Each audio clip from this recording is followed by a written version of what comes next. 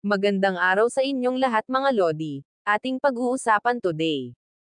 Ang paghihiwalay nila Cherry White at Asian Pacboy. Kanina lang ay tinuldukan na ang usap-usapang hiwalayang Cherry White Pacboy issue na kung saan involved ang pangalan ni Boy Tapang. Kaninang-kanina lang ay ipinaliwanag nila Cherry White at Pacboy ang tunay na estado ng kanilang relasyon. Kasama sila Norvin at ang kanyang asawa sa naturang confession ng mag-couple na si Cherry White at Asian Pacboy. Ipinaliwanag nila Cherry White at Asian Pacboy ang katotohanan sa mga tsismis na lumalabas. Ayon pa kay Cherry White, nagkaayos na sila ni Asian Pacboy bilang matalik na magkaibigan at hanggang kaibigan na lang sila. Lubos naman ang hinanakit at sama ng loob ni Asian Pacboy sa mga naging desisyon ni Cherry White.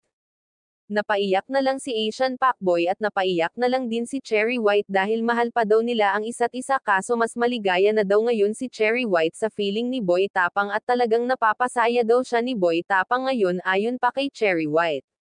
Open naman daw si Asian Pacboy sa kanyang bahay anytime niya gustong pumunta dahil tinuturing na daw ni Cherry White na pamilya si Asian Pacboy.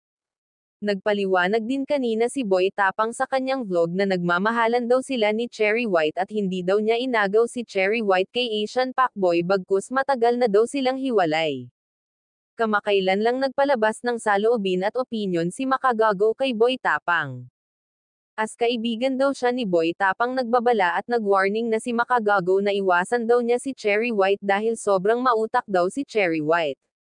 Isa daw na manggagamit si Cherry White, kilalang kilala daw niya ito, kaya payo ni Makagago na umiwas na siya rito habang maaga pa dahil followers at subscribers lang daw habol ni Cherry White kay Boy Tapang. May point naman talaga ang real talk na nilabas ni Makagago about Cherry White at Boy Tapang mga idol. Kung kayo ang tatanungin mga idol, posible kayang magkatotoo ang hula ni Makagago.